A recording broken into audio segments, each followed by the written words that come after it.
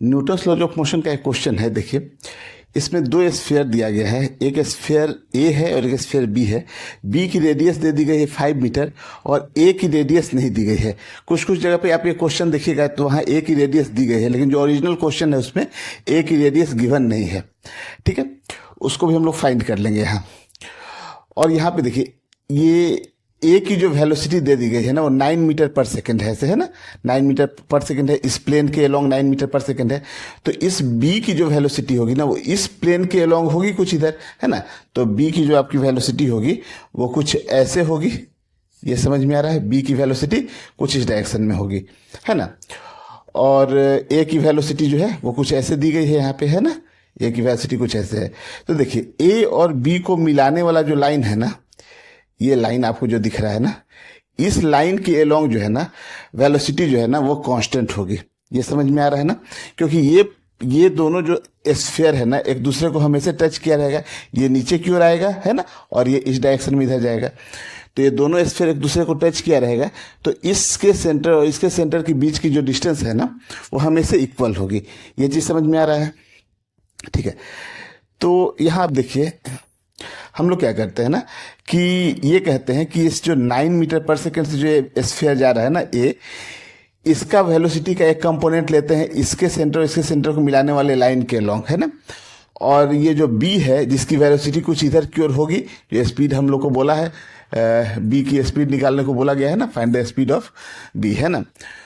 तो ये जो बी की जो वेलोसिटी होगी ना इस तरह, ठीक है ना, स्पीड जो होगी वो इस लाइन के लॉन्ग, और ए की जो वेलोसिटी होगी इस लाइन के लॉन्ग ना, वो दोनों इक्वल हो जाएगी, है ना, क्योंकि दोनों के सेंटर के बीच की डिस्टेंस कांस्टेंट रहेगी। यहां तक ठीक है।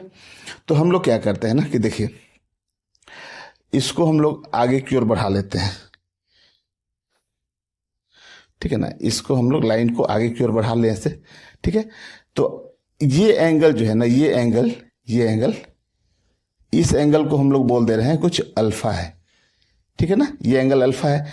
अब देखिए, ये एंगल अल्फा है, इस लाइन को आप पीछे की ओर बढ़ाइए ऐसे, ठीक है, और ये इस पे परपेंडिकुलर हो गया। ये समझ में आ रहा है ना।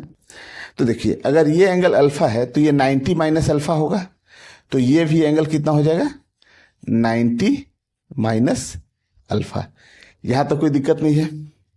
चलिए, तो इस वेलोसिटी का जो कंपोनेंट जो होगा ना इस लाइन के लॉन्ग, तो इसको हम लोग लिख सकते हैं यहां पे, इसके लॉन्ग जो हम लोग लिख सकते हैं वो कितना हो जाएगा, v cos 90 माइनस अल्फा। समझ में आ रहा है ना। तो इसको हम लोग v साइन अल्फा भी लिख सकते हैं, कोई दिक्कत नहीं है। इस तरीके से देखिए, इस 9 का जो कंपोनेंट होगा ना इसके लॉन्ग, है ना, इसके जो सेंटर से मिलने वाली लाइन है इसके लॉन्ग, जो 9 मीटर पर सेकंड दिया हुआ है वो कितना हो जाएगा, 9 कॉस अल्फा। ये समझ में आ रहा है यहाँ से। तो हम लोग क्या बोल रहे हैं यहाँ पे कि जो 9 कॉस अल्फा है वो v साइन अल्फा के बराबर होगा। तो एक इक्वेशन तो हम लोग को यहाँ से ये मिल गया है ना कि जो 9 कॉस अल्फा है ना वो v साइन अल्फा के इक्वल है, ठीक है ना। तो एक इक्वेशन हम लोग को यहां से ये मिल गया है। यहां तो कोई दिक्कत नहीं है। अब देखिए, यहां से ये जो डिस्टेंस दी गई है ना यहां से यहां तक, है ना, वो इस स्फीयर की रेडियस है 5, है ना। तो ये जो डिस्टेंस हो गई ना हम लोग को यहां से यहां तक की, जो टोटल 17 दी गई है, तो ये कितनी हो जाएगी, 12 हो जाएगी, है ना। इसकी रेडियस, इस स्फीयर की रेडियस हम लोग मान लेते हैं कुछ r है, ठीक है ना। तो ये वाली जो डिस्टेंस होगी ना, दोनों के सेंटर से सेंटर के बीच की जो डिस्टेंस होगी ना, ये r और ये प्लस का, इसका रेडियस कितना दिया गया, 5 दिया है। तो ये r प्लस 5 हो जाएगा। ये समझ में आ रहा है ना। अच्छा, ये आप डिस्टेंस देखिए, ये डिस्टेंस तो टोटल यहां से लेकर और यहां तक की जो डिस्टेंस है ना, यहां से लेकर और यहां तक की डिस्टेंस है वो 9 मीटर दी गई है, 19 मीटर दी गई है ना। और इधर इसकी रेडियस ही है, इस स्फीयर की जो रेडियस है वही डिस्टेंस इधर की हो गई। ये समझ में आ रहा है ना, ये डिस्टेंस, ठीक है। तो ये 19 में से r माइनस कर दे तो ये डिस्टेंस निकल के आएगा। तो ये जो डिस्टेंस हो गई ना, ये वाली डिस्टेंस, ठीक है ना, ये हो जाएगी कितनी, 19 माइनस r। तो चलिए, इस ट्रायंगल को मैं यहाँ पे फिर से बना देता हूँ कि ये इस तरीके का कुछ ट्रायंगल है।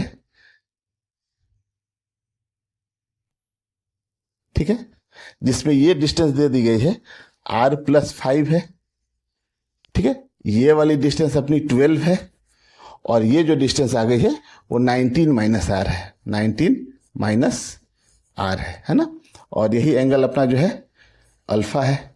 तो यहां से अगर हम लोग tan अल्फा लिखें, है ना, तो tan अल्फा की जो वैल्यू होगी वो आप देखिए कितनी हो जाएगी, तो परपेंडिकुलर बाय बेस तो 19 - r और अपॉन 12।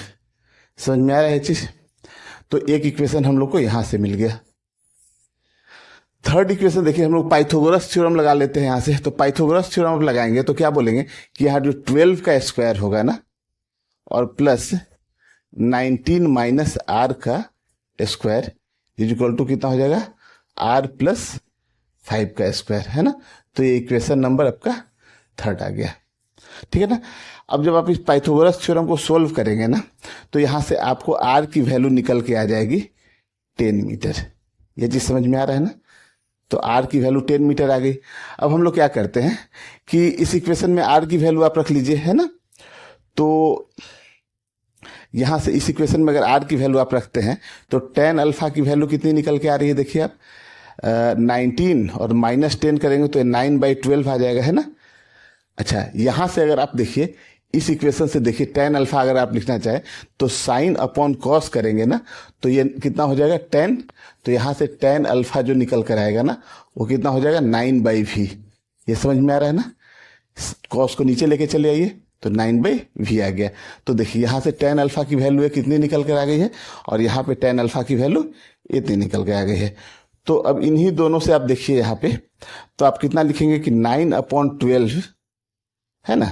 यहां से जो tan अल्फा 9/12 है, और ये 9/v के इक्वल है। तो यहां से जो v निकल के आ गया, देखिए 9 से 9 कैंसिल हो जाएगा, तो v इक्वल टू कितना निकल के आएगा 12 मीटर पर सेकेंड। तो यही इस क्वेश्चन का आंसर है, ठीक है, कोई दिक्कत नहीं है। तो नोट कर लीजिए इसको।